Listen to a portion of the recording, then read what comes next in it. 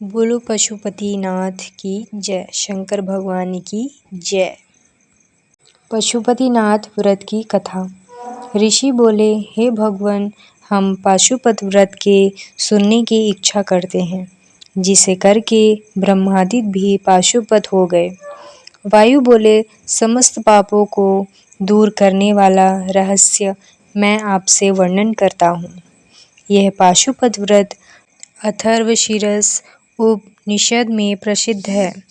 इसका काल चैत्र पूर्णमासी, शिव स्वीकृत देश, क्षेत्र, आराम, श्रेष्ठ लक्षण युक्त इसमें कहा है।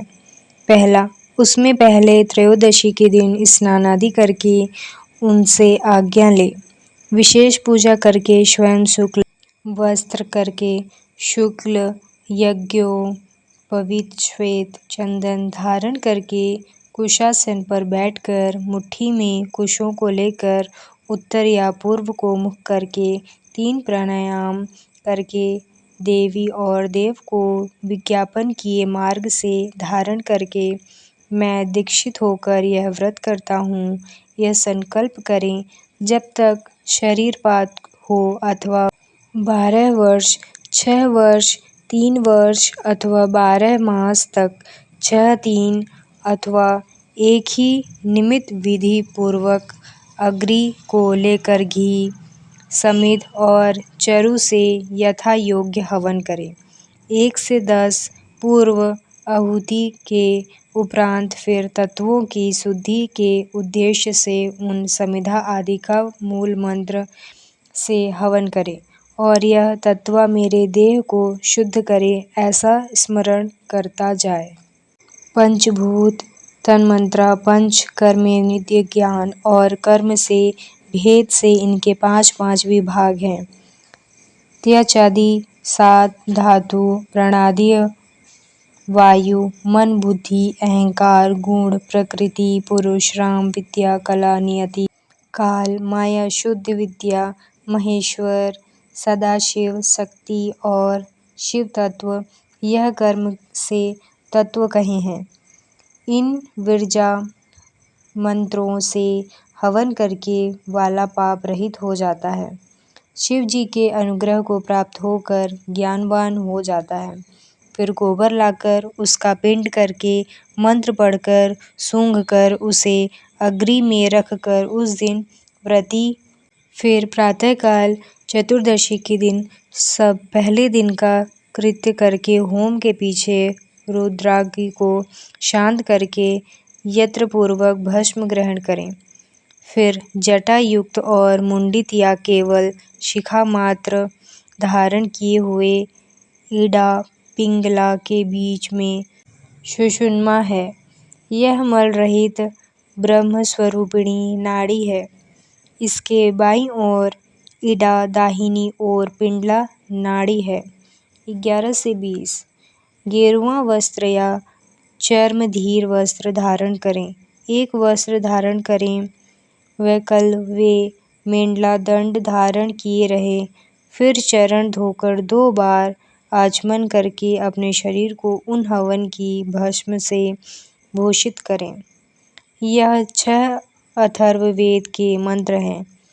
इनसे सिर से लेकर चरण तक स्पर्श करें।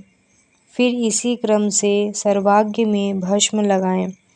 ओंकार युक्त शिवजी का उच्चारण करें। फिर इन मंत्र से त्रिपुंड लगावें। इस प्रकार शिव भाव को प्राप्त होकर शिव योग का आचरण करें। तीनों संस्थाओं में इस पाशुपत व्रत को करें। यह मुक्ति भक्ति का देने वाला पशु तत्व दूर करता है। इस पाशुपत व्रत से पशुपन त्याग करें। लिंग मूर्ति सनातन महादेव जी की पूजा करें। 8 दलों का स्वर्ण का कमल 9 रत्नों से अलंकृत करके कर्णिका और केसर के सहित पद्मासन की कल्पना करें। एक ऐश्वर्य होने पर करें तथा इसके अभाव में लाल श्वेत कमल स्थित करें। यदि यह भी न हो सके तो केवल भावना का कमल स्थित करें। उस कमल की कर्णिका में एक छोटी सी लिंग मूर्ति स्फटिक की स्थापित कर क्रम से पूजन करें। उस लिंग को विधि पूर्वक स्थापन कर और शुद्ध कर पंचमुख के प्रकार से आसन मूर्ति को कल्पना करके पंचगव्यादि पवित्र विस्तार पूर्वक यथा योग्य सहस्त्र कलशों से स्नान करावें। गंध द्रव्य कपूर चंदन आदि कुमकुम यह सब वस्त्र वेदी सहित लिंग को चढ़ाकर भूषण से भूषित करें। बिल्व पद श्वेत पद्म नीलकमल तथा दूसरे सुगंधित पुष्प पवित्र श्रेष्ठ बिल्वपत्र चित्र दूर्वा अक्षत महापूजा के विधान से यथालाप पूजित करके धूप दीप अर्घ्य नैवेद्य प्रदान करें।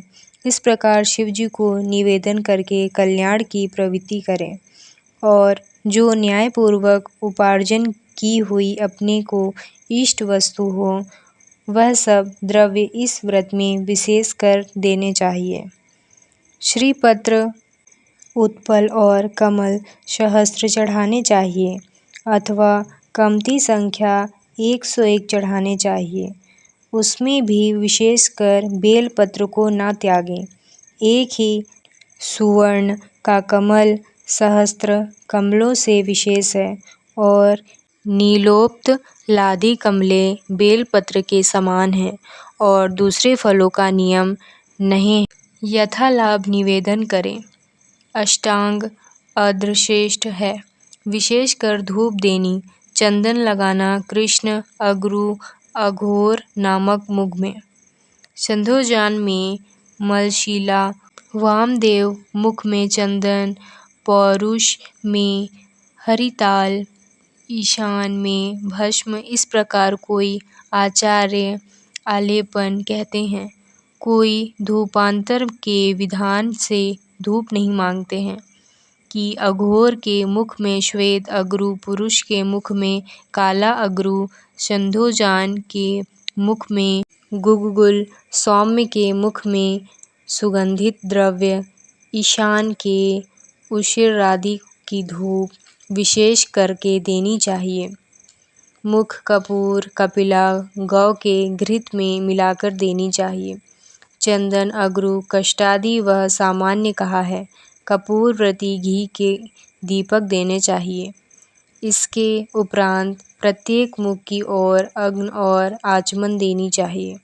प्रथम आवरण से क्रम से गणेश और कार्तिकेय का पूजन करना चाहिए।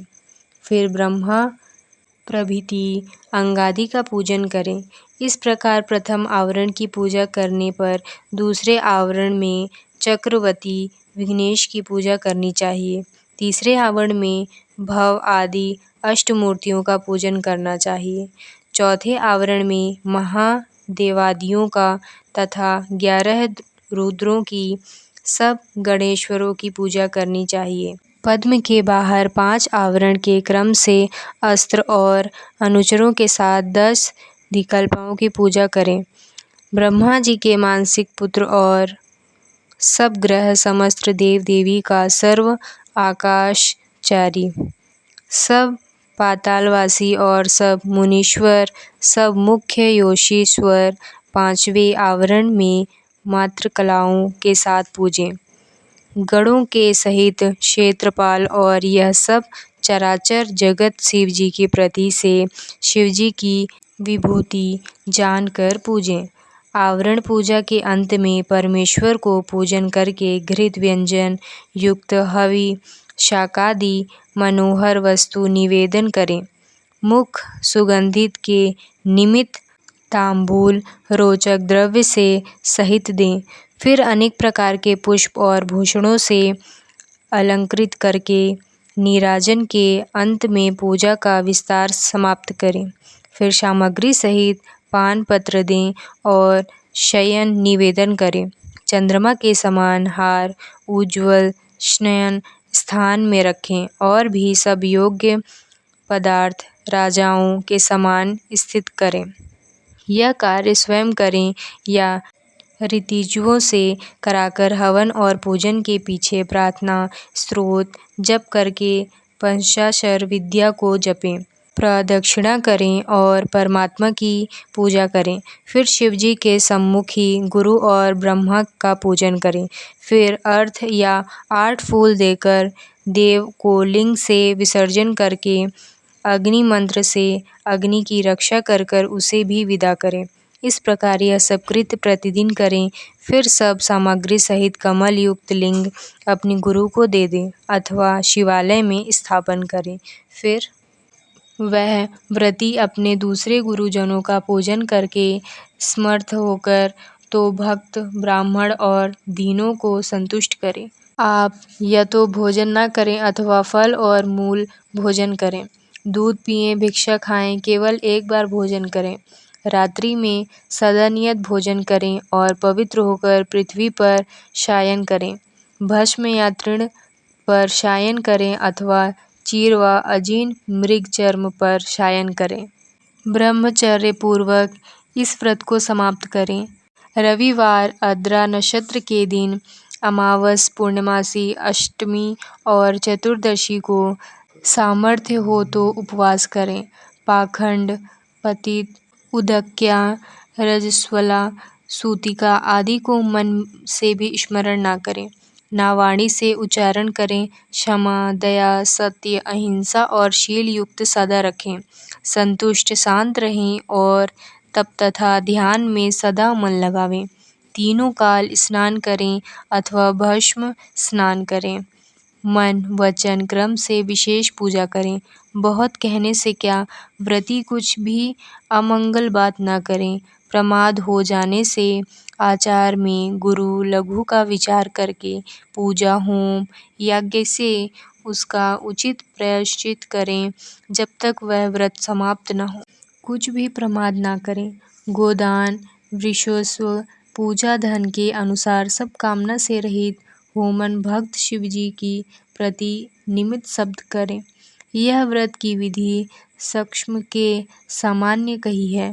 प्रति मास में जो विशेष है सो क्रम से कहती हूँ।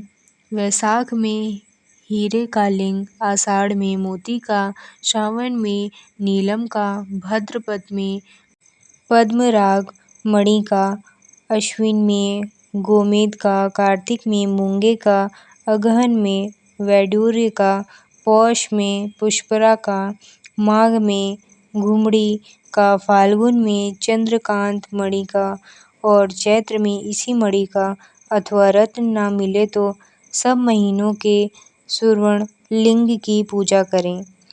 उसके अभाव में चांदी, तांबा अथवा शीला के लिंग का पूजन करें।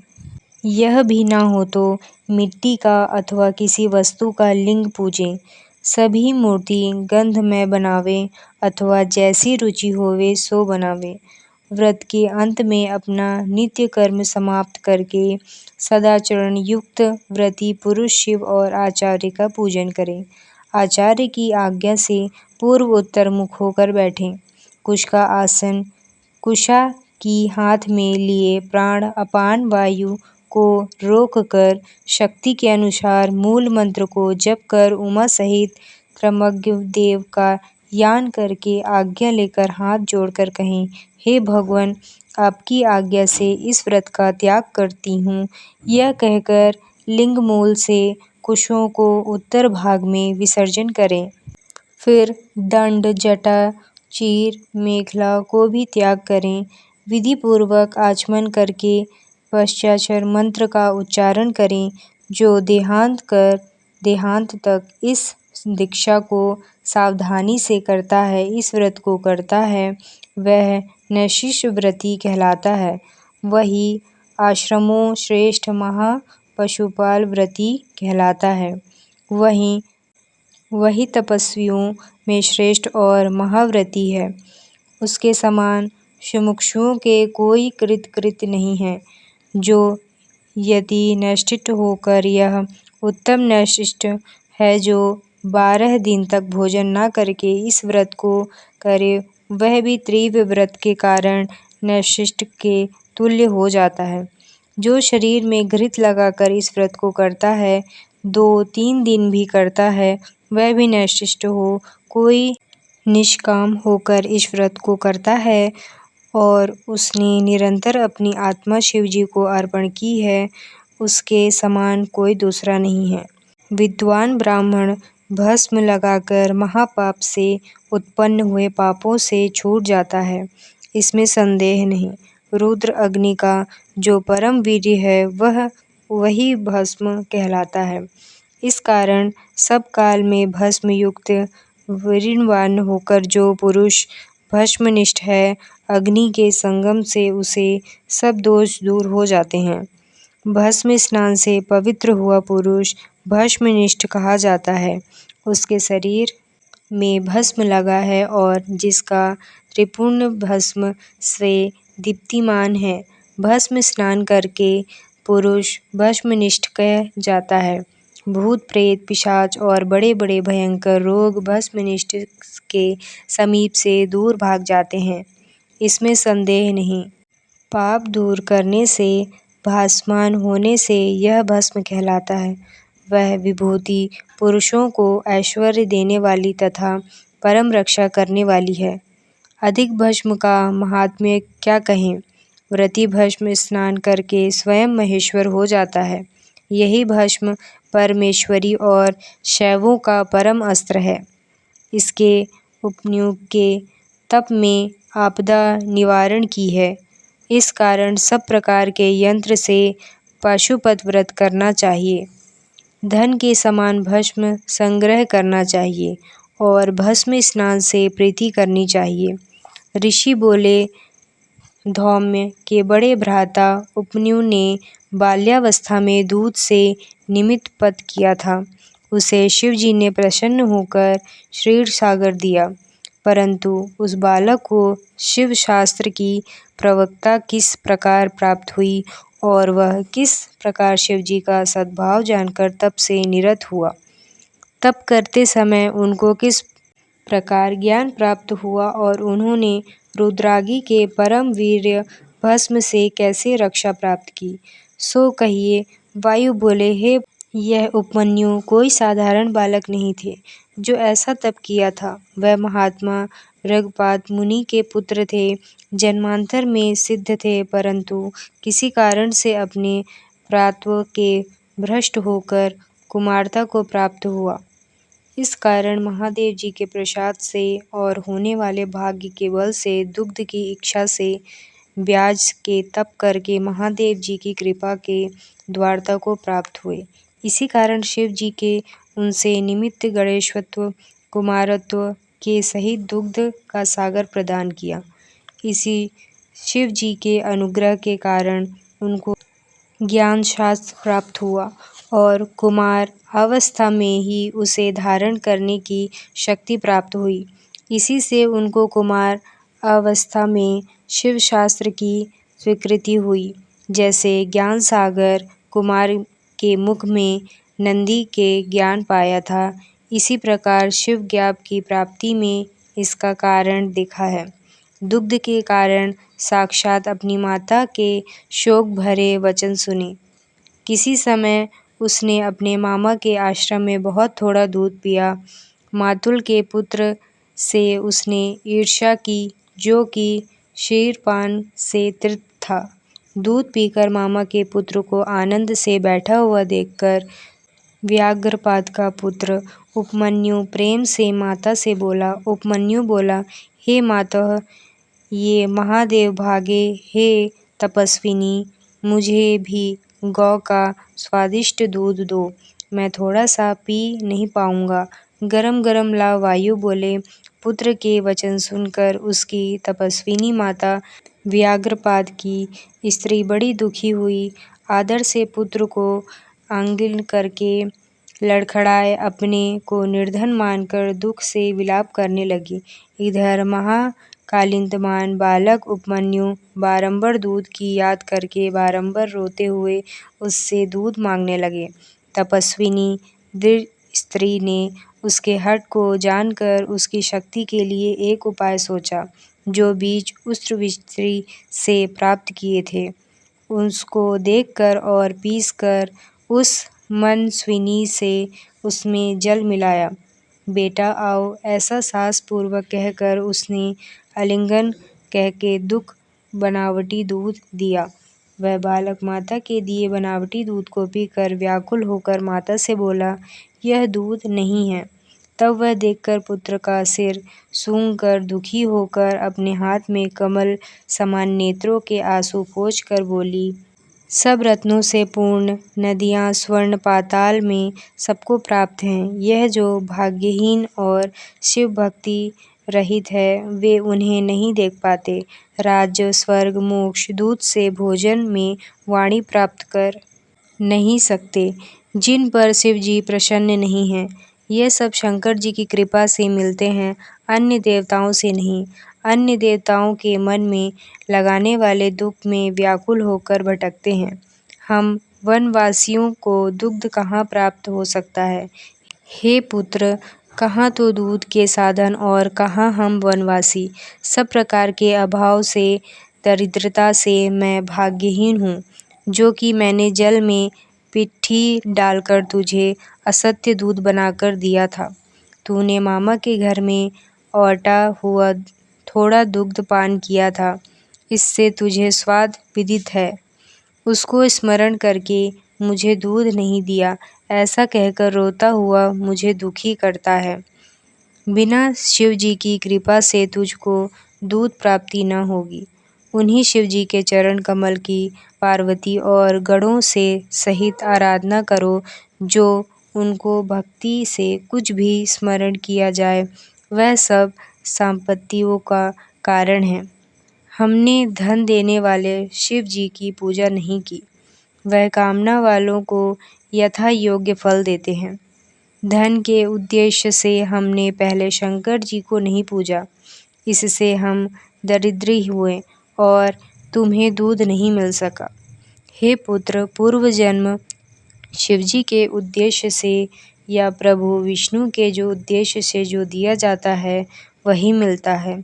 इस प्रकार माता का शोकादि का सूचन सत्य वचन सुनकर बालक होकर भी पश्चाताप करके हुए प्रबलता से बोला। उपमन्यु बोले, हे माता, शोक मत करो। यदि संभाव शिव हैं तो हे महाभागे शोक त्यागे सब भला होगा। हे माता, मेरे वचन सुनो। यदि महादेव जी हैं तो शीघ्र व देर में हैं, उन्हें प्रसन्न करके दूध का सागर ले आऊँगा, जो कि कभी घटेगा नहीं। वायु बोले, इस प्रकार उस महामती बालक के वचन सुनकर प्रसन्न होकर उसे बुद्धिमती माता बोली, हे तात, मेरी प्रीति बढ़ाने वाली शुभ वार्ता तुझमें विचारी। तू देर मत कर, सांब का भजन कर। परम कारण शिव जी सबसे अधिक हैं, सारा जगत उन्हीं का किया हुआ है। ब्रह्मा जी आदि उनके दास हैं, उन्हीं की प्रसन्नता से ये सब ऐश्वर्य है। हम उन प्रभु के दोस्त हैं, उन लोग के कल्याण करने वाले शंकर जी के सिवाय अन्य को मैं नहीं जानती। अन्य देवताओं को छोड़कर मन वचन कर्म से उन्हीं शिव जी को पार्वती सहित गणेश सहित परम प्रीति के भजन करना चाहिए। उन देवाधिदेव वरदाई मंगलदायी शिव जी का ओम नमः शिवाय यही मंत्र वाचक है। ओमकार सहित जो 7 करोड़ मंत्र हैं, वह इसी से लय होकर फिर इसी में ही निकलते हैं। अपने अधिकारी अपेक्षा से सुप्रसाद सहित वे मंत्र हैं, अर्थात अधिकारियों के अनुसार पृथक पृथक हैं, परंतु यह मंत्र ईश्वर की आज्ञा से सबसे अधिकार का है। जिस प्रकार शिव जी संपूर्ण उत्कृष्ट और निकृष्ट आत्माओं की रक्षा करने में समर्थ होते हैं, उसी प्रकार यह मंत्र है। यह मंत्र सब दूसरे मंत्रों से प्रबल है। यह सबकी रक्षा करने में समर्थ है, उससे परे फिर और इच्छा नहीं करनी चाहिए। इस कारण हे पुत्र, अन्य मंत्रों को छोड़कर पश्चांतर मंत्र जपने में तत्पर हो। यह मंत्र यज्ञ के अंतर्गत होने से फिर कुछ दुर्बल नहीं कर सकता। यह शैवों की रक्षा का हेतु परम दुर्बल आरोग्य शास्त्र है, वह इसी से उत्पन्न हुआ है। ऐसा जानकर उसमें तत्पर हो। तुम्हारे पिता के समीप में मैंने यह भस्म प्राप्त की है, जो विरजा अग्नि के उत्पन्न होने के कारण सिद्ध और महाआपत्ति को दूर करने वाली है। इसे लगाओ। यह जो तुम्हें मैंने मंत्र दिया है, इसको मेरी आज्ञा से ग्रहण कर। इसी के जप करने से तुम्हारी रक्षा होगी। इस प्रकार माता ने आज्ञा देकर शिवस्तु ऐसा उच्चारण करके विदा किया और मुनि उसी आज्ञा सिर पर धारण करके और प्रमाण करके तप करने में निमित्त चला गया।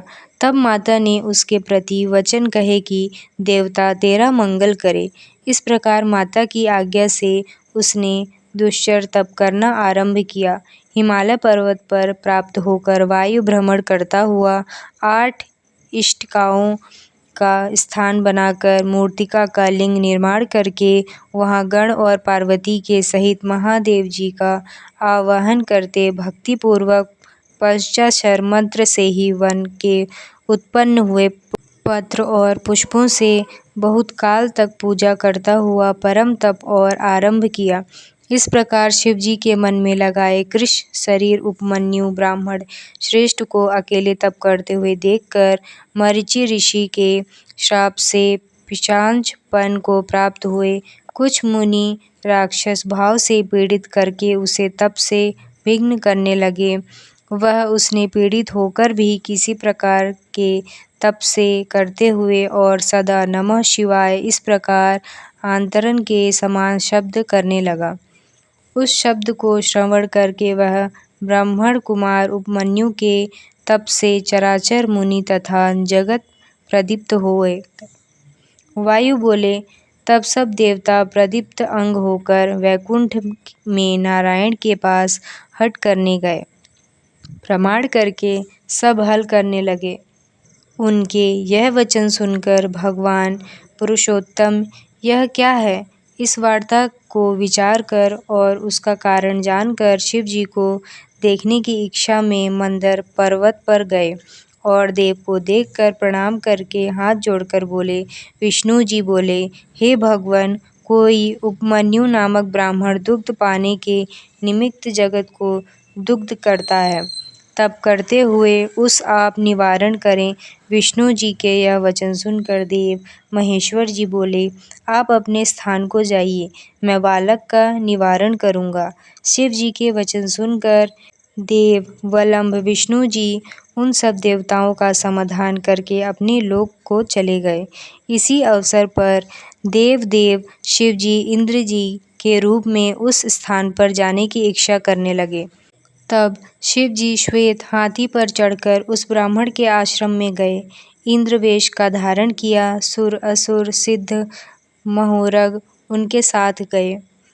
तब उस विभु के निमित्त बाल व्यंजन से विजित किया गया और वाम हाथी में शची सहित सुरेंद्र के ऊपर श्वेत छत्र धारण किया गया। उमा सहित इंद्र रूपधारी शिव जी महाशोभित हुए और छत्र चंद्रमंडल से शोभित मंदरम के समान शोभित हुए। इस प्रकार ईशान इंद्र रूपधारी शिव जी को देखकर महामुनियों की में श्रेष्ठ उपमन्यु प्रणाम करके स्वयं बोले। उपमन्यु बोले, हे देवेश्वर, आपने स्वयं आकर मेरा आश्रम पवित्र किया। जो आप जगपति देवताओं में श्रेष्ठ इंद्र प्राप्त हुए हों। इस प्रकार कहकर उपस्थिति हुए ब्राह्मण को इंद्र रूपधारी शिव जी में गंभीर वाणी से बोले, हे सुवत्र, मैं तेरे इस तप से बहुत प्रसन्न हुआ हूँ। तू वर मांग। हे मुहामनि, हे धौम्य और अग्रज, मैं तेरे सब मनोरथ पूर्ण करूँगा।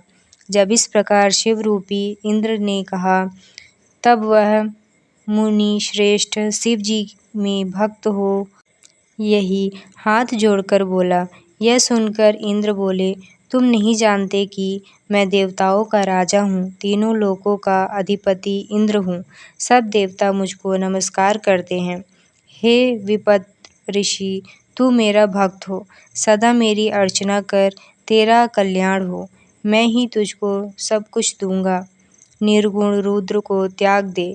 निर्गुण रुद्र से तेरा क्या कार्य बनेगा, जो देवताओं की पंक्ति से बाहर होकर पिशाचपे को प्राप्त हुए हैं। वायु बोले। यह सुनकर पंचाक्षर मंत्र जपते हुए वह मुनि धर्म में विघ्न मानकर इंद्र से बोले।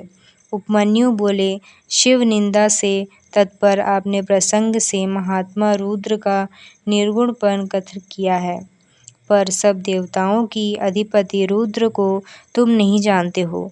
ब्रह्मा विष्णु महेश के भी उत्पादक वे प्रकृति से परे हैं, जिनको ब्रह्मवादी सत असत व्यक्त रूप में कथन करते हैं तथा नित्य एक अनंत कहते हैं, उन्हीं से वर मांगूंगा।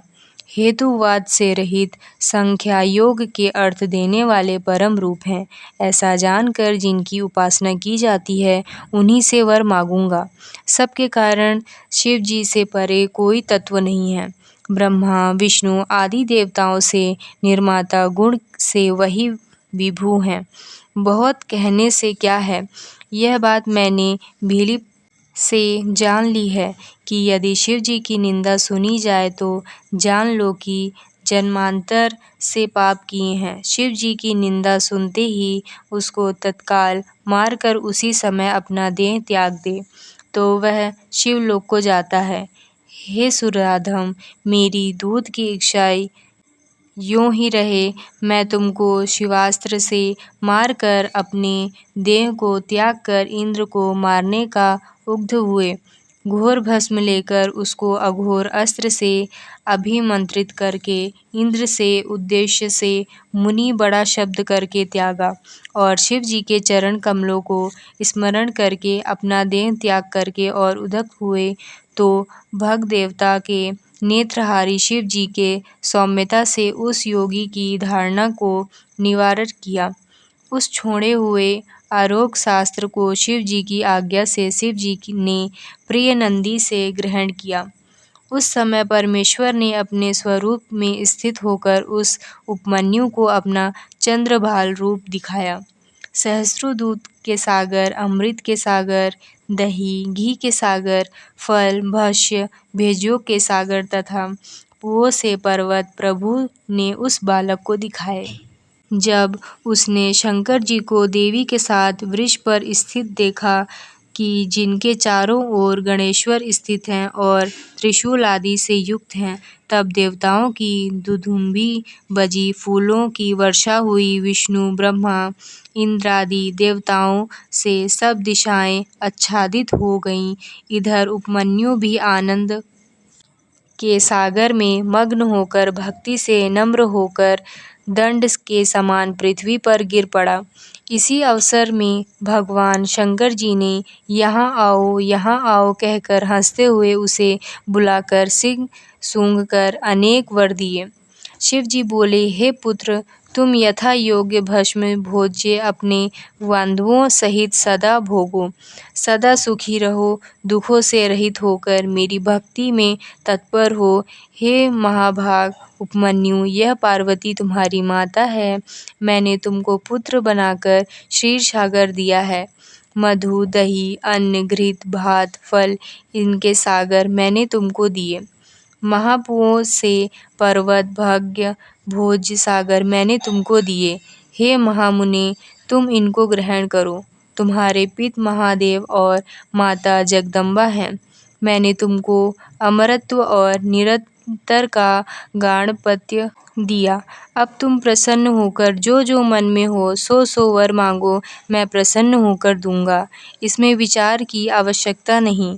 वायु बोले, महादेव जी ने ऐसा कहकर अपने हाथों से उपमन्यु का आलिंगन करके उनका सिर सूंघकर, यह तुम्हारा पुत्र है, यूं कहकर देवी को निवेदन किया। देवी ने भी अपने कमल जैसे हाथों से प्रेम से कुमार के समान उसका सिर सूंघकर उसको अविनाशी कुमारत्व दिया।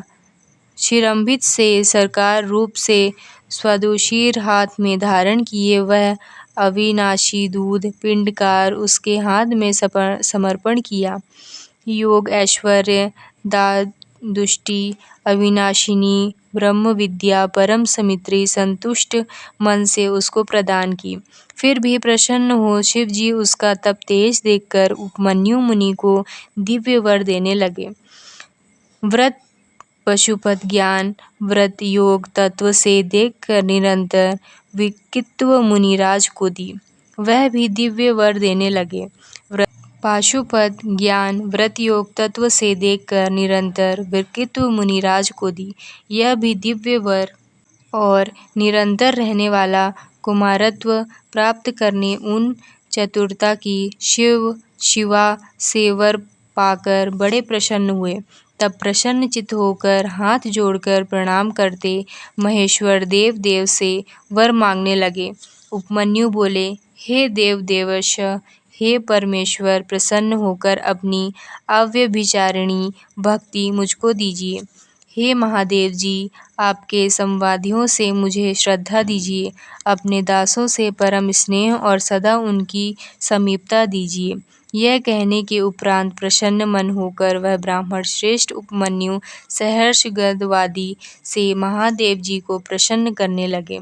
उपमन्यु बोले, हे देव महादेव, हे शारणगत वत्सल्य, हे करुणा सागर, हे सांब शंकर, प्रसन्न हो। वायु बोले, सबको वर देने वाले महादेव जी, ऐसा कहकर प्रसन्न मन होकर मुनि श्रेष्ठ उपमन्यु से बोले। शिव जी बोले, हे पुत्र, मैं तुझसे प्रसन्न हूँ। मैंने तुझे सब दिया। तू मेरा ऋण भक्त है, यह मैंने जान लिया। तुम दुखी से रहित होकर अजर अमर हो, महायशस्वी, तेज से युक्त, ज्ञान से युक्त हो। तुम्हारे बांधव और कुल तथा गोत्र सदा अक्षय रहेंगे। हे द्विज श्रेष्ठ, तुम्हारी मुझसे निरंतर भक्ति होगी। हे द्विजोत्तम, मैं तुम्हारे आश्रम में नित्य समीपता करूँगा। तुम मेरे समीर सदा आनंद से विहार करोगे।